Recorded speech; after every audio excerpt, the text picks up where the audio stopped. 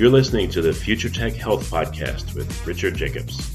Until I reached age 40, I never realized the obvious, that we all have medical issues, or we at least have a family member or close relation that has, or will have them in the future. Medicine and biological systems are the final frontier. Until we've conquered death, figured out how life began, cured cancer, and understood our purpose in the universe, there's a heck of a lot to talk about when it comes to our health. Future Tech Health means I'll be covering futuristic topics that are actually already in clinical trials, or even starting to appear on shelves or by prescription, or available for your own use.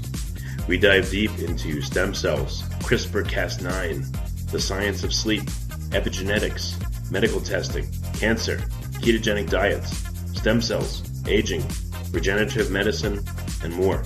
My goal for you, the listener, is to learn from these podcasts. You may very well learn something that may change the course of your life for the better, steer you towards a new career, or give you insight into addressing a serious medical problem. Remember, however, this podcast and its content is informational in nature only. No medical, tax, legal, financial, or psychological advice is being given. If you enjoy the podcast, please listen, subscribe, like, and share it with friends. Thank you.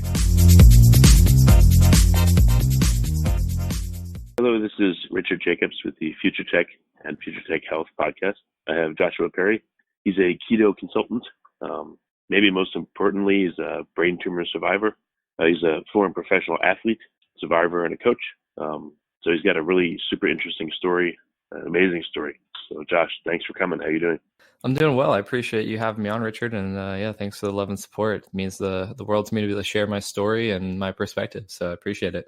I'm sure you're probably tired of telling it, but if you wouldn't mind, can you give some background on what's happened to you? Yeah, for sure. So I guess from the beginning, originally born and raised Cape Cod, Massachusetts, into school sports like most kids were back then, around where I lived, and moved into high school and stopped playing school sports to pursue landscaping as a career option to own my own business one day, as well as BMX competition. And then come junior year, I was in a co-op program in the school, going to work for 2 weeks to get credit and earn money, and then academics the other 2 weeks. But also come junior year, I was progressing into the professional level of competition now, and got an ultimatum one day from the boss to pick between working for him or pursuing the route of BMX. And it was a no-brainer for me, and went all in, and actually dropped out of high school to do so, the support of my family, and moved 14 hours south to North Carolina to pursue BMX with Dave Mira and the other professionals. And, fast forwarding, there was a lot of success, and that meant freedom to me, living on my own as a teenager and then moving into my young adult years. And not the healthiest lifestyle, a lot of late nights partying and drinking and chasing girls and not sleeping as much or as well as I should have been. And then just training all day the next day and doing it again and again. And at this time, it was 2009. And it was the year I won my first pro contest, rode X Games, left the country for competition the first time, on TV, sponsors paying me to live my dream, basically. And at the same time, I was experiencing these debilitating headaches and migraines to the point where my vision was going.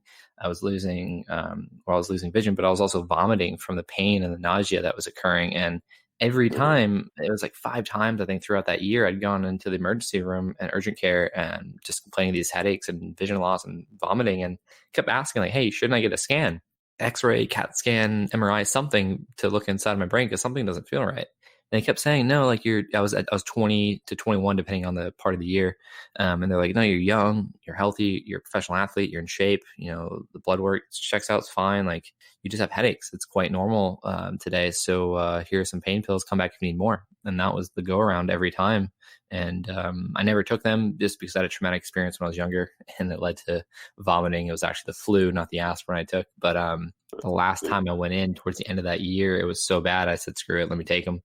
And it was thankfully I wasn't driving on the way home, because I just started vomiting in the car and had to pull over. And at this point, they're telling me I'm fine. Here's just take some pain pills. But I'm on the side of the road on my hands and knees now, vomiting so violently there's nothing but blood coming out. I'm surrounded by my own blood, thinking like, man, like they told me I'm fine, but like I feel like I'm dying. And I just pushed through like anything else I'd experienced in my life. And I just started to accept suffering as a part of my reality, because some days it was fine. I could say, I could ride and I wasn't throwing up. My vision was okay. And some days I couldn't really see well. I couldn't even see my hand in front of my face without seeing like 5 of them. And then some days the pain was just so bad I couldn't even get out of bed. And, so I just pushed through. I did what I knew I had to do to live my dream, and I wasn't going to let something stop me. And it was a couple of weeks later after that last visit where I was trying a new trick for the first time on the real ramp. We have like a foam pit where we, learn tricks into safely, like gymnastics do. And I went and tried it on the real ramp after I felt comfortable, and it was a smaller ramp than I was used to. And so I overcompensated the rotation and the flip of the trick, and ironically over-rotated and fell and hit my head and got a concussion. And so now it was required that I get an MRI to make sure there was no swelling or bleeding, no traumatic brain injury symptoms, things like that. The concussion was lucky. It was a good thing. It's crazy because I thought as I was driving there by myself, just turned 21 a few months prior. This is now March of 2010. My birthday was in November. And I'm driving there thinking, I'm just getting an MRI to follow up from a concussion. They're basically just tell me, don't ride your bike for 2 or 3 weeks. Like that was my mentality. And as I'm sitting in the doctor's office by myself waiting, he walks in and he's like, hey, we have the report, and, there's no swelling, there's no bleeding. So, that checks out. And I remember standing up, getting ready to leave. And I was like, all right, so how long until I can ride? And he was like, no, like, you need to sit down. And I was like, oh, what's going on? He's like, well, you have an abnormal scan. And I was like, well, what do you mean? He's like, well, there's something in your brain that shouldn't be there. And I remember laughing out loud, like asking, like, well, what do you mean there's something in my brain that shouldn't be there? I couldn't possibly put anything in there. Like, what? Never thought anything of it. And he went on to explain, well, we don't know if it's benign or cancerous, but there's a very, very large brain tumor taking over the left side of your brain. And you'll probably never ride your bike again. And if you don't have surgery, you'll die, but there's still a chance you may die from the surgery. But if you want a shot at preserving your life, you have to have surgery immediately. Huh. So in my mind, I'm 21 by myself. I think I'm invincible, living my dream and some, more than I ever imagined happening, and just can't even fathom the reality I'm in. And then I get this, in my mind, all I heard was cancer, never gonna ride your bike again. You may die. That was it. Right. And so that started. So your face melted off. Yeah, it's so interesting trying to explain that feeling, just like with the different parts of the brain that like communicate versus feel things, and like. But the best way I can put it was 2 different ways. It was just like this roller coaster of emotions running through me, and just like fear and anxiety and stress and worry and doubt, and like the victim mentality of like, why me? Like, what did I do to deserve this? The best way I can put it is I just felt broken. Like I just felt utterly broken. Another way I like to explain it is like, you watch a movie and like a character gets some bad news, or like that opening scene of like Saving Private Ryan, like this ringing noise just like takes over, and like the camera slowly like zooms out, everything's like slow motion. And it was like an out of body experience, almost like I was watching my own horror movie and I'm the main star of it, yet I don't want to be. And it feels like my world is caving in. Oh, sorry about that. So what was the progression from there? Yeah, it was interesting. It happened pretty quick. It was about like a 2-week transition from diagnosis to surgery. And I'm out in Greenville, North Carolina, so Eastern Carolina area, and did some research and found Dr. Alan Friedman right out at Duke University, about an hour and a half west of me, where I live right out in Raleigh now, so I'm right next to Duke. But he was said to be, one of the top neurosurgeons in the world. And I went and met with him, and he actually, he said, like, he's like, you're lucky you fell and hit your head. Otherwise you'd be dead. Cause the way this thing, the size of this thing, and then like the symptoms you're experiencing, and it's just a matter of a month or 2 before you wouldn't have woken up one day, he suggested. So it was such a severe case. He actually moved patients out of his schedule to get me in sooner. And I thought that was pretty profound. Like that's how serious. I mean, any brain tumor is serious, but the fact that the size and the effects that this thing was having over me, he thought it was necessary to get me in sooner than some other people. So yeah, I'm really grateful for that. And it was supposed to be like 4 hours, but 6.5 hours later, 75 staples, 16 stitches. Yeah, I was awake, and I returned home 2 days later, and I actually started riding 5 weeks later. I didn't know it only takes 4 weeks for the skull to fuse back together. Pretty incredible. Wow. So how did you feel at this point? And then, maybe moving ahead a little bit faster, we'll go over some of the major elements, but did you feel okay after the 5 weeks? Yeah, it was interesting because the transition during diagnosis to surgery, there was a shift of fear to, all right, well, instead of thinking of like, what if I don't wake up? let's focus on what if I do? What am I going to do? How am I going to do it? And why am I going to do what I want to do? And so I just kept focusing. And thankfully, I had videos of me competing and riding from video projects we had done. And I just kept watching these videos. And I was like, man, like this is what I set out to do. And I made it happen. And I'm not done. Like I'm not done, living. I'm not done living my dream. Like there's so much more. So it just shifted to fuel. And then come 5 weeks, it was 4 weeks. I went in, get the MRI. Everything looked okay. 4 titanium screws, they settled in nice. And he said, Dr. Freeman suggested taking another week off just to make sure we're good. And I started easing back into things. And it was just like the waking up moment was like probably one of the greatest moments of my life beyond my birth. Like it was just like this cliche to say, but it was like a new chance at living. And I just had a new appreciation for life. So like this perspective shift. Then come 5 weeks when I got back on my bike again, it was like a little kid all over again, like riding a bike for the first time. But the progression from there, months on end, it was just a battle of getting my confidence back in the things I knew I could do. And then like thinking of progressing trick wise, that took about a year or two to get fully back to the point where I felt like myself again, especially like flipping and spinning after having your head cut open to manipulate your brain is a traumatic brain injury of its own. But there's just a lot of variables. So I think I was in so much pain for a year and a half prior to the surgery. When I woke up, even after the pain meds all wore off from surgery, like I hadn't had any pain anymore. And the only struggle after that, like I was so grateful for that, but the only thing after was just like that confidence to do what I knew I could do. And then some other things that I hadn't tried yet. So it was just mental at that point. But what were the doctors telling you typically happens to people that, had or have your condition? What was the survival rate? And did they tell you that you were going to be fine from there or that, easily relapsed? I actually don't remember. I remember doing a lot of my own research and looking into it. And I remember just anxiously waiting to see if it was benign or cancerous, and it was said to be benign.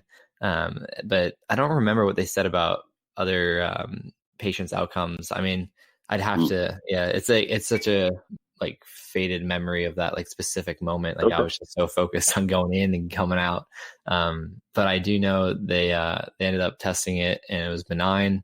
And it's one of the more common tumors that people are diagnosed with, called a meningioma. So it actually grows the meninges layer of your skull, and it was so massive that it was pushing that far into my brain. It wasn't developed in the brain itself. It was like from the meninges layer pushing that far and deep into my brain. So it made a lot of sense as to why I was experiencing what I was experiencing. So how did you end up with, learning about the ketogenic lifestyle and, let's bring it to today. How has your life changed since then and why?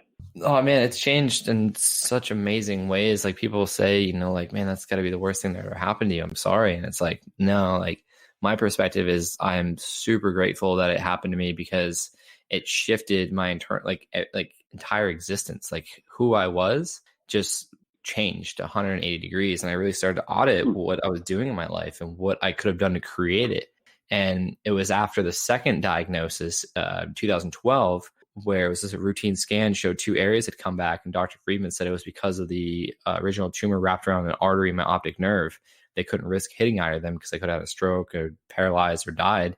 That he said it was just residual cell growth and to look into radiation. And I was stubborn. My mom went through radiation, colon cancer. And I was just like, man, like there's gotta be a better way. And I found gamma knife radiosurgery, which basically just zapped the 2 tumors that grew back. And for 4 years they shrunk and they've been stable ever since. So that was the second diagnosis. And then right after that diagnosis, I started to like dive into more holistic health. And then I found Dr. Perlmutter's book, Grain Brain, at the end of 2013. And just the things he was talking about with like blood sugar correlation to brain health and epigenetics and keto. That was the first time I ever heard of keto.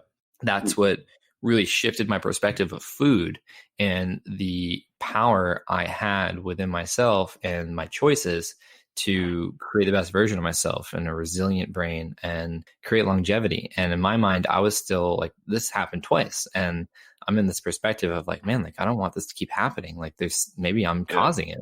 And so I made a lot of changes. And then it wasn't until, I was living a high fat, low carb lifestyle technically, but I wasn't keto 100%. Like I was tracking macros and I was like 100, 150 grams of carbs a day, like whole foods. But I was, under the impression because I was an athlete I need to make sure I had glycogen, all these things that are kind of not what I The thought they were dogma. today. Right. But I was probably in a state of ketosis on and off because of my eating patterns and my training regimen. But I say I've only been keto for like 2.5 years because that's actually when I started tracking my blood, and that came after a third brain tumor diagnosis, February 2017. On the opposite side of my brain, two more popped up. So today there's four in there. They're all chilling right now thanks to Gamma Knife and keto.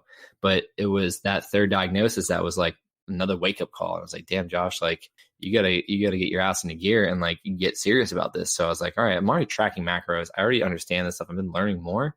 Let's start testing the blood, and then let's like drop our carb sources to just non-starchy vegetables, and like let's audit, how many grams per day, and let's do some more intermittent fasting, some more prolonged fast, and that's what led me to where I am today. And because of that, this February is 2 years of scans after the third diagnosis and no progression without med surgery treatment. So it's really become a passion of mine and a passion to share. Well, how much do you think the keto lifestyle has contributed to either shrinking your tumors or maintaining your health? Any observations by your doctors of surprise that things are better than they thought, or for you, luckily, the main medical procedures are what's working? Yeah, so I still don't have a primary. I haven't had a primary since I was a teenager. I don't want to be told to take pain meds or any kind of medication for this, or like, hey, like this, I think I'm good with what I'm doing and the people I'm following and researching their work. But yeah, here's your results, and I don't really tell them what I'm doing. Depends on the doctor. Like when I had ACL surgery in 2015, I was really clear with him with like my plan without pain meds, just diet, which that was before I was actually implementing a ketogenic diet. I didn't really know I was doing this, but before surgery, I cut out like anything that raised blood sugar in my mind, and was 100% like I'm just eating protein and fat. And so I was probably more in a ketogenic state than I actually imagined. But I think that's why when I came out of knee surgery, my knee was half as swollen as a typical patient. And that's what allowed me to get back on my bike after ACL surgery so much sooner than a typical athlete.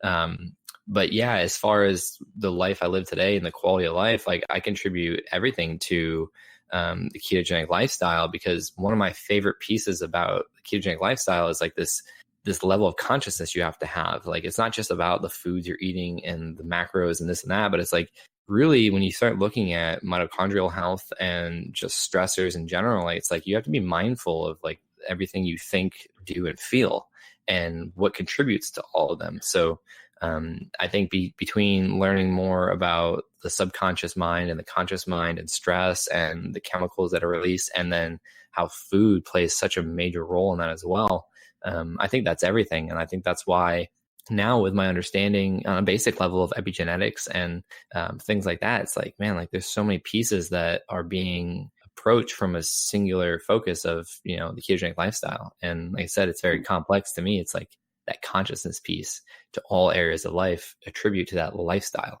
And so I think that's exactly why I'm seeing the success I'm seeing with my health, and then, my quality of life in general. So are you coaching others, or what's your involvement with, in addition to helping yourself? What are you doing in the world of keto?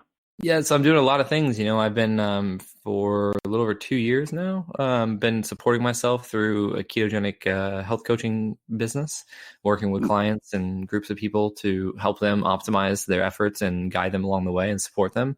And that came because after the third diagnosis in 2017, I was getting ready to compete 3 months later for the season. And I just like that third diagnosis it wasn't like the other two, where the first one was like super devastating, victim mentality. Second one, a little bit, but I was like, no, I already did it once, I can do it again.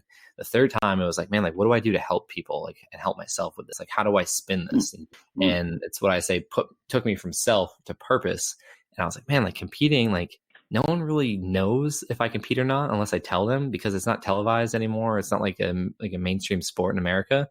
And no one cares if I do well or not. They just care what I represent and that I'm living my life and trying to help people. And I was like, man, like competition takes so much time and effort and sacrifice. Like let's re-engineer the efforts and let's put it towards my purpose. And so I decided to walk away from competition, turn down sponsorships and doing demos and anything that I made money in that manner. I just left behind, and Oh, I didn't wow. have much of a plan. And then one opportunity led to another, and I started coaching an executive group.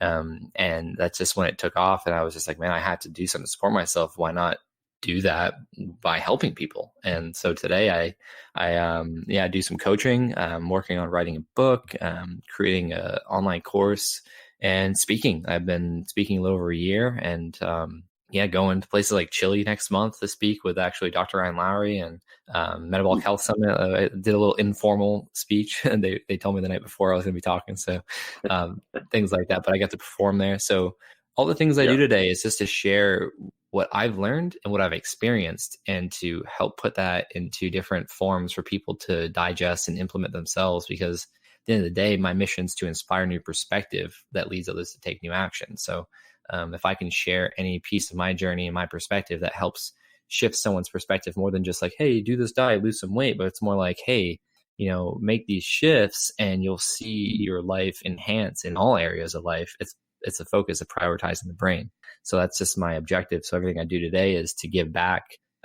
Two of my biggest, pillars that I believe in life is growth and contribution. So the more I grow and learn, the more I want to contribute to society and help people do the same.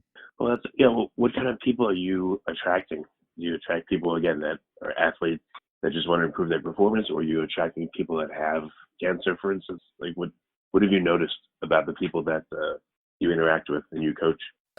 So it's a good variety of people, of course, my brain's, like in my story with the brain tumor, experiences, things like that. I get a lot of people going through similar experiences, asking, what they can do. And so I recommend resources, and I give them my advice, things like that. But, the majority of my clientele is like, like the type A executive people that are like, man, like I'm doing everything. Like, I got the job, I got the, the family, the house, the money, but like, man, like, I can't just look like, I don't know why I can't drop this weight. Like, what do I do? And, or they're like, my brain's suffering. And like, I heard a little bit about keto and, things like that. So as I just really, help them optimize. And as far as athletes, I get more, like a lot of my clients are athletic, meaning like they work out quite a bit, or they're cyclists, mountain bike riding, things like that, but not like professional. But a lot of the people that do reach out to me that are on that like competitive level of sport,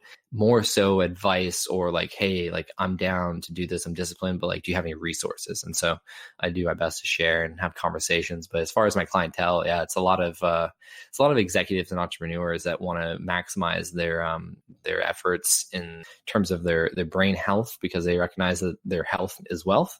But also they're like, man, like I got all this stuff set, but like I just can't lose the weight. Like, can you help me? So in the back end of my mind, I'm like, we're going to teach you a little bit more than just how to lose weight, but how to prioritize your brain's health, so that way everything else is a ripple effect.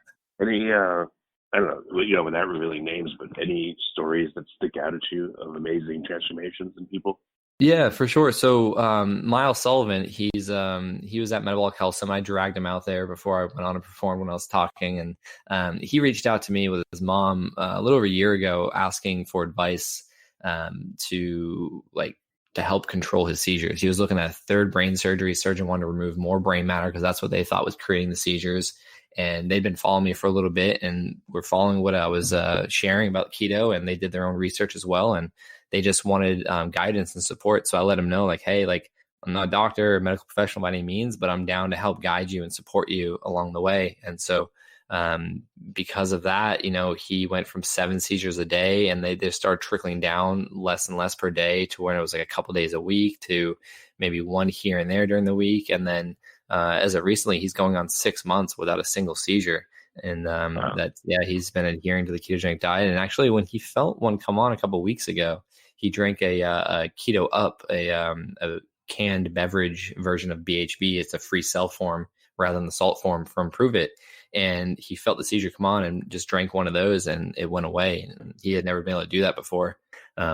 So that's one story that's really profound. And then, I got a couple other stories of different clients getting off, metformin and getting their blood sugar under 120 for the first time in years, and them being like so ecstatic they're in tears to see that. And just people, like, as like being able to just like remove a bunch of body fat and weight over time, like just seeing like dramatic transformations. And them, I think my favorite part is them saying like how enjoyable and like almost effortless it was once they had the understanding of what food did and what they needed to focus on as far as avoiding and adding in, and just learning how to optimize every effort along the way. But yeah, Miles is probably one of my favorite stories, just because he was looking at a third brain surgery and he eliminated that opportunity and that risk just by changing up his diet, when his surgeon was like, oh, that's so radical to do, but cutting your head open apparently isn't. So that's just one of my favorite stories to share.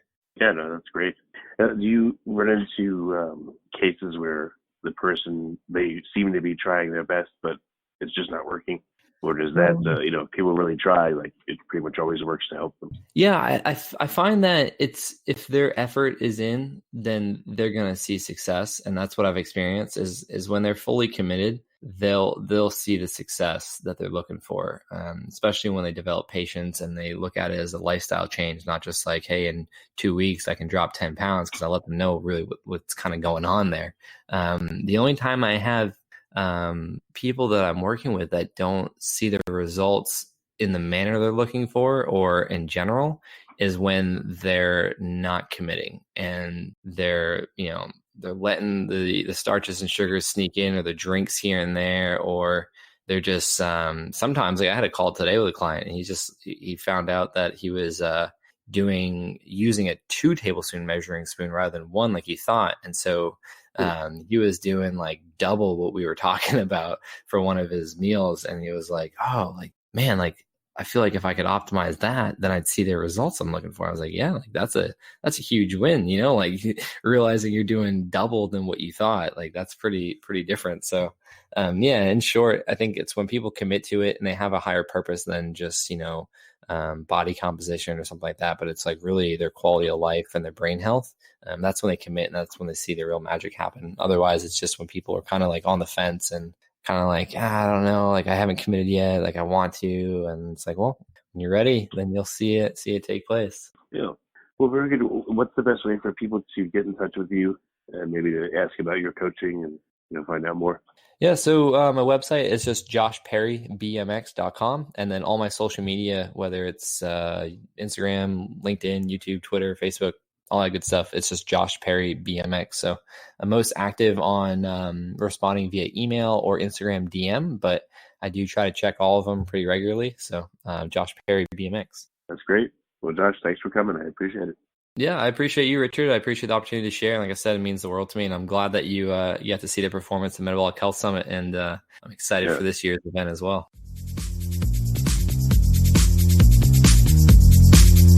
You're listening to the Future Tech Health Podcast with Richard Jacobs. Until I reached age 40, I never realized the obvious, that we all have medical issues, or we at least have a family member or close relation that has, or will have them in the future.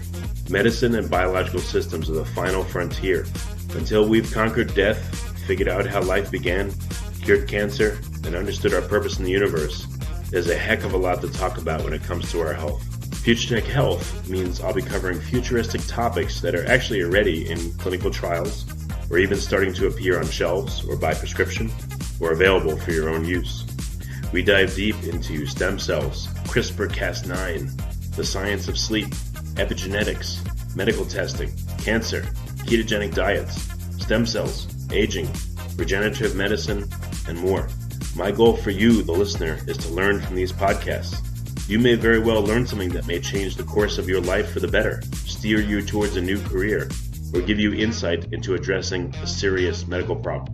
Remember, however, this podcast and its content is informational in nature only. No medical, tax, legal, financial, or psychological advice is being given. If you enjoyed the podcast, please listen, subscribe, like, and share it with friends. Thank you.